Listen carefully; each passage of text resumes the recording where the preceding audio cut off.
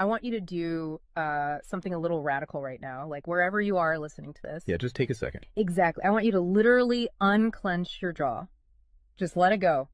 Drop your shoulders. Most of us don't even realize we're tensing up, you know? Right. And look, I don't care if you just finished, a grueling 12-hour shift on the hospital ward, or if you just stepped off a loud, dusty job site. Or even if you're just mentally exhausted from staring at screens all day long. Leave it at the door. It's over. You are officially entering quiet mode. So just take a deep breath. That's the baseline we need for this. It really is. And now I want you to look at the phone sitting next to you, or maybe the smartwatch on your wrist. Every single time that screen lights up, every time it buzzes, it steals exactly 23 minutes of your life. Welcome to the deep dive. It really is a staggering number to confront when you put it like that. 23 minutes Yeah. from one buzz. Yeah, because we tend to measure interruptions in like the seconds it takes to glance at a screen, right? Whoa! We completely ignore the massive cognitive debt we incur the moment we look away from our deep work. And that cognitive debt, that is exactly the central target of our mission today. Okay, let's unpack this. We are exploring The Sovereign Architect's Guide by Chillstar 08. Specifically, episode 6, which is titled Deep Work Dynamo, How to Finish Your Week in 4 Hours. Right. And if you remember in our last deep dive, we talked about installing drawing those boundaries and reclaiming your personal space. But clearing the space is just step one.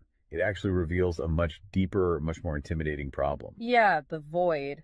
What are we actually supposed to be building in that silence we just fought for? Because if we don't have a blueprint, the noise of the world is just going to rush right back in to fill it. Oh, for sure. We have this natural horror of a vacuum. The second our schedule opens up even slightly, our instinct is to pack it with activity. We just have to be doing something constantly.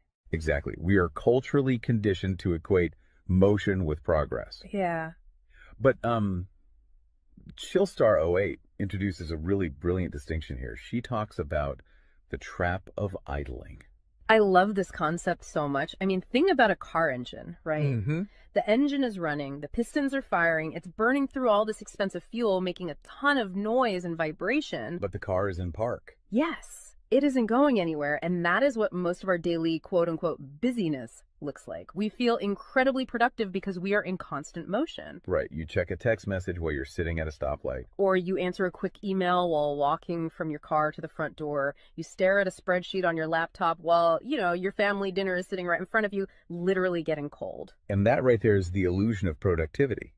You end your day feeling physically and mentally depleted because you were constantly doing something. So you didn't actually do anything that matters. Exactly. If you step back and evaluate your legacy, the deep, meaningful work, the art, the business strategy, the relationships. Right, the relationships that actually move your life forward. None of it progressed. You spent 8 hours idling. You were everywhere, which means you were truly nowhere. Man, that hits hard. And this brings us back to that terrifying 23-minute statistic from the research she cites. I don't want to just gloss over this. No, we definitely shouldn't. Because understanding the mechanism behind it is crucial. Why does a 5-second distraction cost us almost half an hour? It basically comes down to how our prefrontal cortex manages working memory. Your brain is not a computer processor that can just run multiple applications in parallel. Right. We can't actually multitask. Exactly. When you are doing deep work, say writing a complex proposal, your brain loads this massive fragile web of context into your working memory. Like holding all the pieces of a puzzle in your hands at once. Yes. You are holding multiple variables, ideas, tones all at once. So when your phone buzzes and you glance at a text from your partner asking about groceries, your brain is forced to execute a context switch. So it has to dump all the proposal data just to load the grocery data. It literally flushes the working memory buffer, yeah. It has to process the new rules and the emotions associated with that text message. Wow. And then when you turn back to the proposal, you cannot just pick up where you left off. Your brain has to laboriously rebuild that entire web of context from scratch. Oh, I hate that feeling. Were you just staring at the screen like, what was I even saying? Right. It has to retrieve the thread of your argument.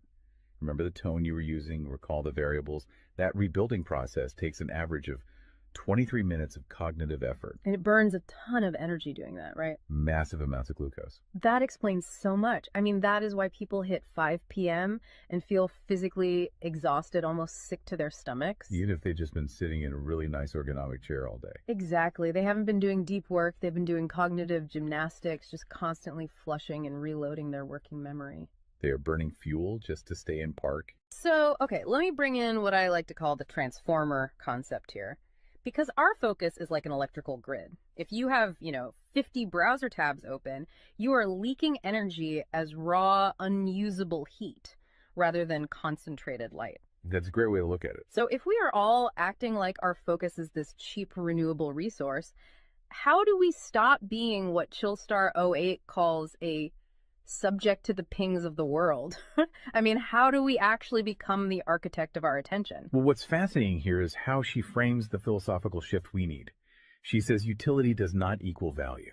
Oh, say that again. Utility does not equal value. Right. In the modern workforce, we have been completely conditioned to believe that being constantly available makes us valuable. Like if you answer a Slack message in 3 seconds, you're the hero. Exactly. You are praised as a good worker.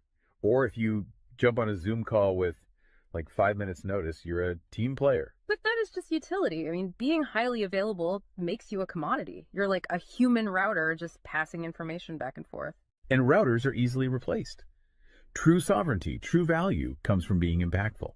You simply cannot make a deep, lasting impact if your attention is constantly fractured by the agendas of other people. Yeah, when you operate like that human router, you are spending your finite, precious Mondays executing someone else's script. You're a subject to the pings of the world. Okay, so we know the biology of why this destroys our focus, and we understand the philosophical trap of, trying to be too available, but how do we actually fix the mechanics of our workday? We have to build the deep work dynamo. Right. So think of your attention like water pressure. If you poke 50 tiny holes in a garden hose, open browser tabs, email notifications, group chats. The water just trickles at the end. Exactly. You cannot wash a car with a trickle. You're just making the driveway wet. That's true. So the Dynamo Audit she lays out, it's about putting a high pressure nozzle on that hose. It narrows the opening to create a stream powerful enough to actually blast through the dirt. And the first step in that audit is auditing the physical environment itself. She calls it analyzing your signal to noise ratio. Okay, so visualize your workspace right now. She asks you to determine if it is a sanctuary or a transit hub. Let's be honest.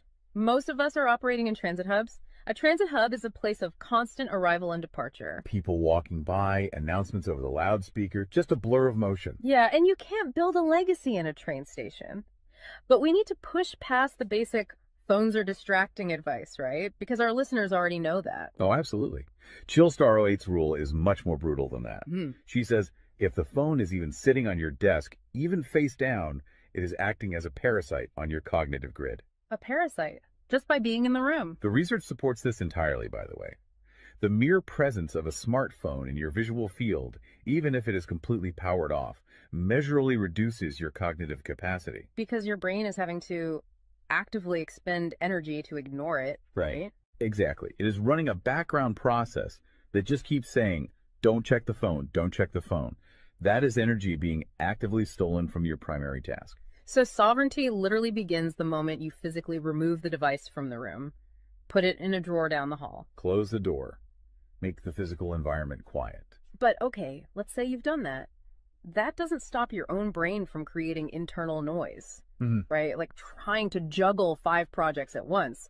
How do we fix the internal wiring? That brings us to the second pillar of the audit, which is the batch wiring rule. This directly addresses the danger of switching fatigue, which we touched on with that 23-minute penalty. Right, the cognitive glucose burn. Yeah.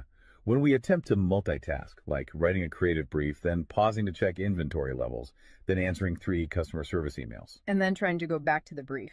Right. We are grinding our mental gears to dust. We are switching between entirely different cognitive states. Because creative writing uses a completely different part of the brain than calculating inventory, obviously. They require entirely different operating frequencies.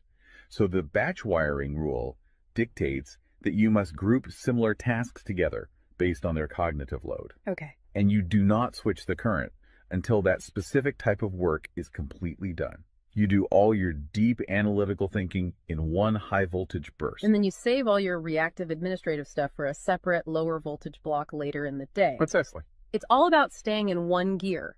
Like if you are driving up a really steep hill, you don't constantly shift between first gear and fifth gear. You lock into the gear that provides the right torque and you just ride it out. That's a perfect analogy. But okay, here's where it gets really interesting. This leads to the third pillar of the audit, and this is where I actually need to seriously push back on the source material a bit. She calls this the zero access window. Ah, yes. This is usually where the resistance starts for people.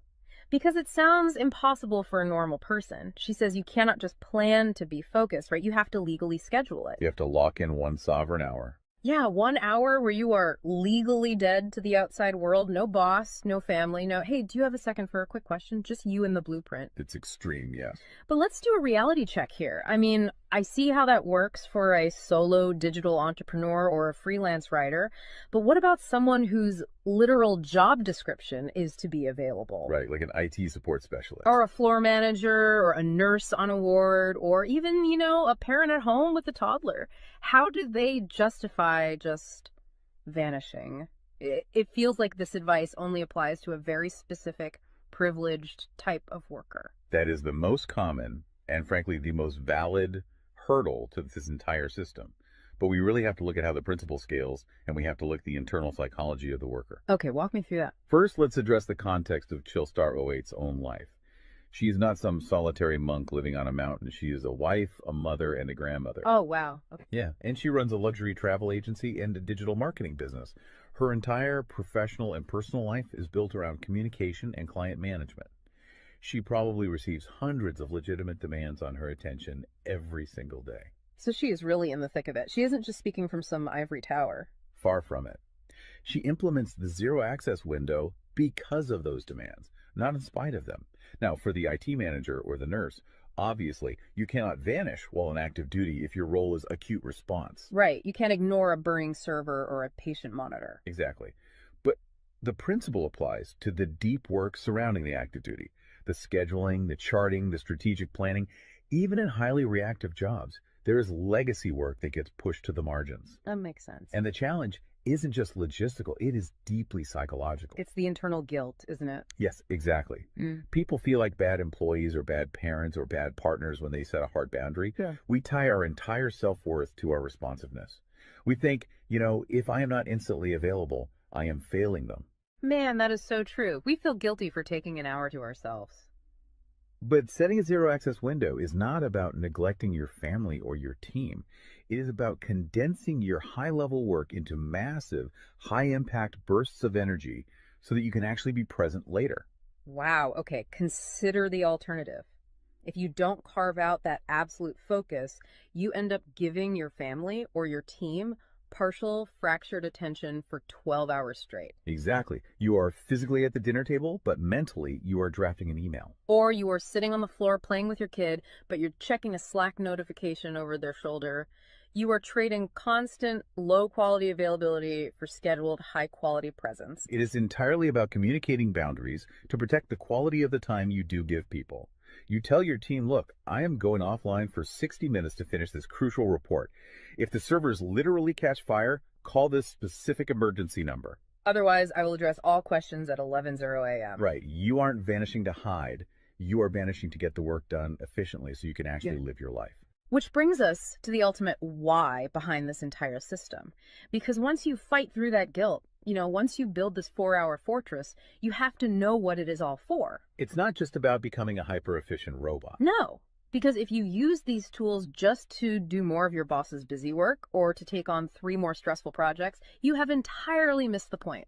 You are just speeding up the treadmill. If we connect this to the bigger picture, the destination we are driving toward is a concept she calls passive magnetism.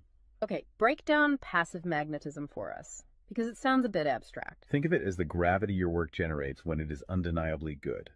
Most people operate with active desperation. They are loudly networking, constantly posting, aggressively chasing clients or promotions. Just relying on sheer volume to get noticed. Right.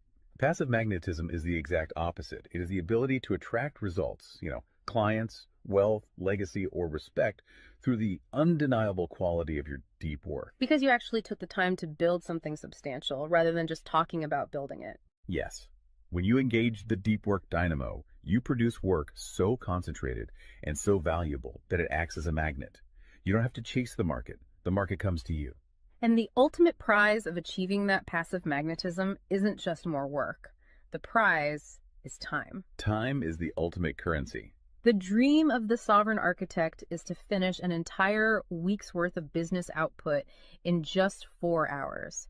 You do this high voltage work often while the rest of the world is literally still hitting the snooze button. You free up the remaining hours so you can go be a traveler, so you can be a creator. So you can be a fully engaged grandparent like Chillstar 08. Exactly. She frames it beautifully in the source text. She says, we wire for silent so we can live in volume. Oh, I love that. We embrace the discipline of the quiet fortress so that our actual lives can be loud, vibrant, and fully experienced. We are finally taking control of the dial. But, making that shift from a frantic, reactive employee to a calm, sovereign creator requires a massive shift in identity. You have to tune your mind before you sit down to do the work. It is really difficult to just sit down at a desk and instantly command your brain to perform deep work, right? Especially if you've spent the last hour navigating traffic and listening to the news. You need a transition ritual to cross that threshold. And Chillstar 08 provides something for this transition called the Chillstar's Creed. It is designed to be a grounding frequency. It really centers you. Yeah, so I want you, the listener, to use this. I want you to imagine a slow, steady heartbeat in the background. Just a deep, resonant 528 hertz frequency. Just let the frequency of these words settle into your mind before you initiate your deep work. Ready? Take it in. I am grounded in peace. I am reaching for my stars. My light is my own. I am a star and I will shine bright. I will reach for the sky. I release what was. I embrace what is becoming. Using a creed like that is just such a powerful behavioral trigger. It really shifts your state. When you speak those words, even just internally, you are consciously reminding yourself that your light, your focus, your energy is your own. It does not belong to your inbox. This does not belong to the algorithm. Right. You are releasing the frantic energy of the morning and embracing the sovereign focus of the architect. So we always want to translate this high-level theory into ground-level reality for you. We don't want you to just listen to this and go right back to idling. Definitely not. Here's your 1% install.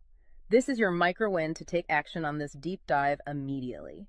Tomorrow morning, before the world starts demanding your attention, before you check a single news site or open your email, I want you to set a timer for exactly 60 minutes. Put your phone in another room entirely. Yes, physical distance. Do not open any extra browser tabs. Pick one legacy task, just one, and flip the switch on your very first sovereign hour. And be prepared for it to feel incredibly uncomfortable at first. Your brain will crave the dopamine hit of a notification. Oh, you will feel an almost physical itch to check your messages. But if you can sit in that silence, if you can endure that initial friction, you will watch the dynamo start to spin. You will enter that flow state, and the old blueprints of hustling and grinding will be completely burned away. And look, if you want the actual templates to automate this piece, the specific tools and step-by-step guides to build the system out completely and protect your location-independent freedom, you can join the Sovereign Fortress on the Chillstar 08 school community. All the blueprints are there waiting for you. They really are. As we wrap up this deep dive, I want to leave you with one final thought to explore on your own. We have spent this entire session talking about the mechanics of work. We've talked about condensing your week's output into just 4 hours of pure, undistracted focus. But if you actually achieve that, you're going to be faced with a beautiful, kind of terrifying question. What's that? Who are you going to become in the remaining 164 hours of your week? What if your true legacy has absolutely nothing to do with what you produce while you are busy, but entirely to do with who you are when you are finally completely silent? Wow. Unclench that jaw. Drop those shoulders. Step into the quiet. Go be great and flip the switch. We'll see you on the next deep dive.